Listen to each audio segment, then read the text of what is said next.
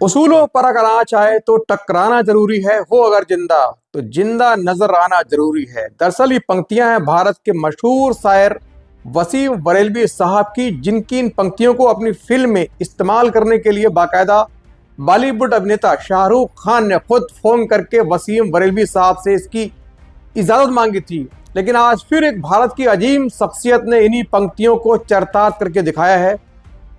इन्हीं पंक्तियों को अपनी आगे उतार कर इन पंक्तियों को बिल्कुल सच करके दिखाया है। उनका नाम है आईपीएस इल्मा अफरोज। इल्मा अफरोज को कौन नहीं जानता। भारत की एक ऐसी आईपीएस अधिकारी जो आईपीएस बनने से पहले न सिर्फ एक किसान की बेटी थी, न सिर्फ झाड़ू पोछा करती थी, न सिर्फ खेतों में फसल काटने का काम करती थी, न सिर्फ नालों में नाली द्वारा खेतों में पानी देने का काम करती थी, जिन्होंने तमाम दकियानूसी बातों को पीछे करके लोगों के टॉन्ट सहकर मेहनत से भारत के दिल्ली में रहकर पढ़ाई करके सीधे दिल्ली टू ऑक्सफोर्ड का सफ़र तय किया। ऑक्सफोर्ड के बाद सीधे इंडोनेशिया, वहाँ से ब्रिटेन, उसके बाद न्यूयॉर्क, यानी न्यूयॉर्क की फाइनेंशियल जो स्टेट है, वॉल स्ट्रीट है, वहाँ काम करने के बाद उनको एक अचानक युक्ति सूझी कि क्यों ना मैं अपने देश के लिए काम करूँ। मेरी जो क्वालिटी है, जो काबिलियत है, इसको अपने देश के लोगों के लिए इस्तेमाल करूं। जहां मैं पैदा हुई, जिस मिट्टी में मुझे जाना है, क्यों ना अपनी काबिलियत को उसके लिए, उत्थान के लिए इस्तेमाल करूं। वो इंडिया आती हैं। 2018 में अपनी मेहनत के दम पर भारत में आईपीएस चुनी जाती हैं, आईपीएस बन जाती हैं। अपनी मेहनत से, लगन से काम कर रही होती हैं। मौजूदा में उनकी जो पोस्टिंग है हिमाचल प्रदेश के सोलन जिले के बद्दी में पुलिस अधिकारी के रूप में होती है। बद्दी की पुलिस एसपी इल्मा अफरोज वहां रहकर अपने जो कर्तव्य है उसका निर्वहन कर रही होती है। अचानक उनके क्षेत्र है, वहां से लोकल विधायक, जिनका नाम होता है राम कुमार चौधरी, जो कांग्रेस के विधायक हैं। हिमाचल प्रदेश में कांग्रेस की सरकार है। कांग्रेस के विधायक का जो अवैध खनन का कारोबार है, उसके डंपर हैं, पोगलैन हैं, जेसीबी हैं, बाकी बहुत सारे वाहन जो रात दिन अवैध कारोबार का काम करते हैं। नदियों से पत्थर निकालने का जो उसका काला चिट्ठा है, उसको बेनकाब करने के लिए उन्होंने बाकायदा उस पर न सिर्फ कफनी कसी, सख्ती की, बल्कि उनकी जो पत्नी है, विधायक पत्नी की गाड़ी का जो इलीगल तौर पर जो चलाना होता है, उसके जो वाहन है जो गैर कानूनी कार्य करते हैं, उनका मोटा चालान काट दिया। और इसका नतीजा ये हुआ कि हिमाचल सरकार ने उनको बाकायदा आनंद फानन में शिमला बुलाकर वरिष्ठ मंत्रियों से बात की। वरिष्ठ जो पुलिस अधिकारी हैं उनसे मीटिंग कराई गई। उसके बाद उनको लंबी छुट्टी पर भेज दिया गया। उन्होंने अपने सामान, उनका बद्दी में जो आवास था, अपनी माँ के साथ वहाँ रहती थी, पूरा सामान निकालकर सीधे अपने होम, जो उनका जिला है, जो गृह जिला है मुरादाबाद के कोंदरकी जो जगह है, वहाँ वापस आ गई। आइए जानते हैं कौन है इल्मा अफरोज, कैसे बनी आईपीएस और कैसे लिया उन्होंने अपने सत्ता पक्ष के विधायक से टकराव। दरअसल ये कहानी है आईपीएस बनने से पूर्व उस गरीब महिला की, गुर्बत के दिन गुजारने वाली, खेतों में मेहनत मजदूरी करने वाली, पिता का हर वक्त एक बेटी की तरह साथ देने वाली, चाहे फसल कटवाना हो, चाहे नाले नालियों के सहारे खेतों में पानी भरना हो, खेतों की कटी फसल लेकर बैलगाड़ी द्वारा खुद बैलगाड़ी चलाकर घर तक लाना हो, चाहे घर के बाकी दूसरे काम करने हो। माताजी सीधी थी, गृहिणी थी, घर का काम संभालती थी। घर में बहुत ज्यादा धन नहीं था, आर्थिक स्थिति बहुत कमजोर थी, डमाडोल थी। यहाँ तक साल में एक बार उनको ईद के मौके पर ही कपड़े बनते, उसके बाद पूरे साल उन्हीं पुराने कपड़ों के सहारे काटना पड़ता। लेकिन कहते हैं जहाँ चाह होती है वहाँ होती है। कितनी भी चुनौतियां क्यों ना आए, कितनी भी परेशानी क्यों ना हो, यदि आप में लगन है, आप में हिम्मत है, जोश है, तो कोई भी बाधा आपका रास्ता नहीं रोक सकती। जब वो अपने पिता के साथ खेतों में काम करती थी तो पिता को शिक्षा का महत्व अच्छे से मालूम था। वो खुद नहीं पढ़ पाए, लेकिन वो जानते थे कि शिक्षा क्या है, शिक्षा कैसे तदबीर और तकदीर दोनों को बदल सकती है। उन्होंने कदम कदम पर खेतों में काम करने के साथ साथ अपनी बेटी को शिक्षा के महत्व को समझाया और शिक्षा के बारे में कहा कि बेटा यही वो दौलत है, ये वो धन है जो आपके पूरे जीवन काम आ सकता है, आपकी किस्मत को पलट सकता है। उनकी बातों का बेटी पर इतना फर्क पड़ा कि बेटी ने दिन रात पढ़ना शुरू किया। इंटरमीडिएट तक की शिक्षा लोकल से प्राप्त की, उसके बाद सीधे दिल्ली विश्वविद्यालय पहुंच गई ग्रेजुएशन करने के लिए। क्योंकि उनके पास बहुत ज़्यादा कोचिंग के लिए पैसे नहीं थे, मोटी फीस नहीं थी, बहुत ज़्यादा साधन नहीं थे, इसीलिए उन्होंने सबसे सस्ता सब्जेक्ट में ग्रेजुएशन करने की सोची। लिहाजा उन्होंने इंजीनियरिंग ITI की पढ़ाई ना करके उन्होंने दर्शन शास्त्र में ग्रेजुएट करने का फैसला किया और दिल्ली विश्वविद्यालय में दर्शन शास्त्र की एक छात्रा बन गई। वहाँ से पढ़ाई मुकम्मल की। अपनी काबिलियत, अपनी लगन, होशियारी, मेहनत की बदौलत उनको सीधे दिल्ली विश्वविद्यालय से ऑक्सफोर्ड की छात्रवृत्ति मिली और सीधे दिल्ली से ऑक्सफोर्ड का सफर तय किया। ऑक्सफोर्ड यूनिवर्सिटी में पढ़ाई की, पढ़ती रही।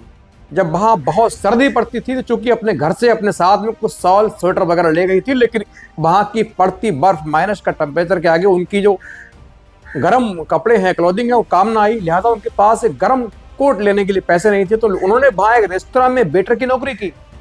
जब वेटर की नौकरी की पहली सैलरी आई तो उन्होंने उससे एक गर्म कोट खरीदा। उस वक्त कोट के सहारे अपनी नैया पार की। उसके बाद अपनी काबिलियत से ऑक्सफोर्ड पढ़ने के बाद सीधे इंडोनेशिया पहुंची। इंडोनेशिया में संयुक्त राष्ट्र के लिए काम किया। वहां काम करते करते उनकी काबिलियत, उनका ये सफर है, यही नहीं रुका। उसके बाद न्यूयॉर्क के फाइनेंशियल स्टेट पहुंची।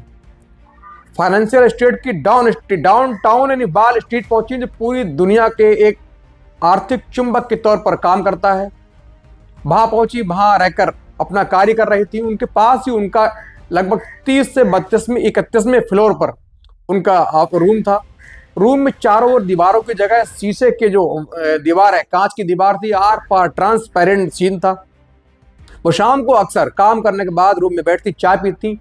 उनके जस्ट सामने एम्पायर स्टेट खड़ा हुआ था, जो दुनिया के खूबसूरत जो स्टेट है उनमें से एक है। एम्पायर स्टेट की बहुत ऊंची बिल्डिंग वो अपने आंखों से शाम को चाय पीते वक्त देखा करती। एम्पायर स्टेट में चूंकि अक्सर वो जो बिल्डिंग है रंग बदलती है, अलग अलग उसमें रंग चलते रहते हैं। एक दिन अचानक शाम को चाय पीने के बाद वो रंग देख रही थी, तभी अचानक एम्पायर स्टेट ने रंग बदला और उसमें लगभग तिरंगे जैसा एक रंग डाला गया। बस वहीं से शुरुआत हुई एक एम्पायर स्टेट में काम करने वाली महिला के दिल में भारत के प्रति जो मोहब्बत है फिर से जागरूक हुई। उसको लगा कि मेरे अंदर जो काबिलियत है, जो मैंने शिक्षा ली है, पढ़ने में तेज हूँ, इसका इस्तेमाल इस विदेश को, इन गोरों के देश को क्यों दूँ, मैं अपने देश को क्यों ना दूँ। इसीलिए सीधे वहाँ से भारत लौटने का मन किया और नौकरी छोड़ने के बाद सीधे भारत आती हैं, IPS की तैयारी में जुड़ जाती हैं। इस दौरान उनको परिवार को बहुत ज़्यादा मुश्किलों का सामना हुआ, चुनौतियाँ आई। उनका एक छोटा भाई है, वो कहती है भाई दरअसल मेरा छोटा भाई है, ये छोटा नहीं बड़ा है, क्योंकि उसने छोटे रहते हुए बड़े का फर्ज अदा किया। अपनी जो खुशियाँ हैं उनको कुर्बान किया, अपनी जो उसके सपने हैं उनको कुर्बान किया, मेरे लिए पूरा तन मन धन लगा दिया। उसके खर्चे के पैसे भी मेरे लिए लगाए। पढ़ाई जारी की उन्होंने, UPSC का अच्छे से एग्जाम दिया। लोगों ने कहा ये लड़की है, ये क्या करेगी। जो अमूमन मुस्लिम कम्युनिटी में ये खास बात है कि एक बच्चा यदि पढ़ेगा तो उसको 4 नीचे लाने वाले मिलेंगे। पढ़ के तुमको क्या मिलेगा, नौकरी मिलने वाली नहीं है, सरकार पर दोष लगाएंगे लेकिन शिक्षा नहीं लेंगे। यहाँ भी ऐसा हुआ, उनको बहुत टॉन्ट कसे गए, फप्तियाँ कसी गई। लोगों ने कहा ये लड़की है, इसको बाहर नहीं भेजना चाहिए, इसकी जल्दी शादी कर दो, पराए घर का धन है, इसको पराए घर भेज दो। लेकिन उनकी माँ पर कोई फर्क न पड़ा। 2014 में पिताजी का देहांत हो चुका था। माँ मजबूत चट्टान बनकर बेटी के साथ खड़ी रही। उन्होंने कहा बेटी हिम्मत नहीं हारना चाहिए। एक दिन रस्सी भी कुएं के पत्थर पर, कुएं की जो मुंडेर होती है उसके ऊपर रस्सी भी अपना निशान छोड़ देती है। आप तो एक इंसान हो, मजबूत हो, रस्सी भी पत्थर को घिस देती है अपनी मेहनत से, अभ्यास से। इल्म अफरोज को मालूम था, करत करत अभ्यास के जलमती हो सुजान। वो समझती थी कि मेहनत के आगे कोई भी चुनौती छोटी पड़ सकती है, बौनी हो सकती है, कोई भी अचीवमेंट है वो इम्पॉसिबल नहीं है। इसीलिए मेहनत की और IPS 2018 में UPSC क्वालिफाई किया, बन गई IPS। जब वो IPS बनी तो पूरे देश की मीडिया की जो नजरें हैं उन पर पहुंची। तमाम नेशनल चैनल में उनके इंटरव्यू हुए, पूरे देश में वायरल हुई कि किस प्रकार एक मुस्लिम बेटी गरीबी में रहकर, गुर्बत से लड़कर, पिता न होने के बावजूद बन गई IPS। उसके बाद उनकी ट्रेनिंग हुई, ऑफिसर ट्रेनिंग अकेडमी हैदराबाद में उन्होंने प्रशिक्षण लिया। उसके बाद उनकी तमाम जगह पोस्टिंग हुई। मौजूदा में उनकी कुछ दिनों से पोस्टिंग हिमाचल प्रदेश के सोलन जिले के बद्दी में है। बद्दी की वो SP हैं। लेकिन बद्दी में कांग्रेस की सरकार बनने के बाद वहां के मौजूदा विधायक राम कुमार चौधरी, उनकी पत्नी दोनों अवैध खनन का कारोबार करते हैं, नदियों से पत्थर निकालते हैं। उनके बहुत सारे डंपर हैं, बड़ी बड़ी पोकलैंड मशीन, जेसीबी, डंपर, बाकी अन्य बड़े बड़े वाहन जिनसे रात को अवैध खनन का कारोबार किया जाता है।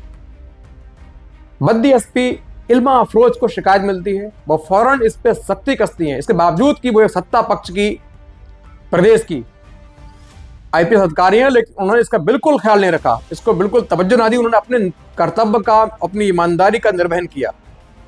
उन्होंने फौरन सख्ती कसना शुरू की। उसके बाद तमाम जो नेता हैं, उनके कार्यकर्ता हैं, उनमें रोष उत्पन्न हुआ। जो छुटभैया नेता, सड़क छाप जो उनके कार्यकर्ता नेता हो, छोटे नेता होते हैं, जो काफी तौर पर बड़े नेता का नाम लेकर अपने आप की धौंस जमाते हैं, वो सक्रिय हुए। उन्होंने विधायक की शिकायत की, विधायक जी आगे बबूला हुए, उन्होंने आगे बात की। उससे पहले इसी दौरान उनकी पत्नी का चालान, उनकी गलत तरीके से जो गाड़ी चलने के आरोप में उनका लगभग मोटा चालान आईपीएस इल्मा अफरोज ने किया, उनकी गाड़ी का चालान किया गया।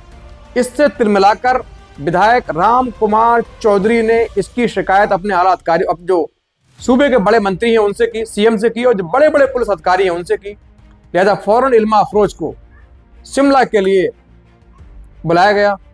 शिमला पहुंची, वहां बड़े बड़े जो मंत्री हैं उनसे मीटिंग हुई, बड़े बड़े पुलिस अधिकारी से मीटिंग हुई। वहां से वापस आने के बाद उनको लंबी छुट्टी भेज दिया गया। फिर उन्होंने सीधे अपना सामान पैक किया, अपनी मां के साथ सीधे अपने गृह नगर मुरादाबाद के कुंदरकी के लिए कूच किया, रवाना हुई। और फिलहाल इस वक्त कुंदरकी में ही रहकर अपनी छुट्टी बिता रही है। मैंने भी उनसे संपर्क करने की कोशिश की, लेकिन शायद संपर्क न हो सका, क्योंकि उस वक्त शायद वजह ये हो कि उनको इस वक्त बहुत ज्यादा स्टेटमेंट देने में परहेज कर रही हो। संपर्क करने की कोशिश की गई, लेकिन संपर्क नहीं हो सका। इस वक्त कुंदरकी में रहकर अपनी छुट्टी बिता रही है। लेकिन इस वक्त पूरी भारत की जो राजनीति है इस वक्त गर्म है। सपा, बसपा और बीजेपी तीनों कांग्रेस पर हमलावर हैं। मुरादाबाद के काबिल नेता एसटी हसन, उन्होंने कांग्रेस पर सीधा आरोप लगाया कि कांग्रेस अध्यक्ष सोनिया गांधी, कांग्रेस जो नेता है राहुल गांधी, उनको इस मामले पर तुरंत संज्ञान लेना चाहिए। एक तरफ कांग्रेस महिलाओं के उत्थान की बात करती है, दूसरी ओर कांग्रेस के विधायक द्वारा एक आईपीएस अधिकारी को लंबी छुट्टी उसके अवैध खनन को बंद करने के लिए, उसके आरोप में, उसके खातिर उस आईपीएस काबिल महिला को लंबी छुट्टी भेजा जाता है। इस तरह कैसे देश चलेगा? फिलहाल इल्मा अफरोज इस वक्त कुंदरगी में है, अपनी छुट्टियां मना रही है। लेकिन पूरी देश की राजनीति इस वक्त गर्म है। विपक्ष जो दूसरी पार्टियां हैं, चाहे बीजेपी हो, समाजवादी पार्टी हो, बसपा हो, इस तमाम जो पार्टियां हैं कांग्रेस पर इस वक्त आईपीएस इल्मा अफरोज के मुद्दे को लेकर हमलावर हैं।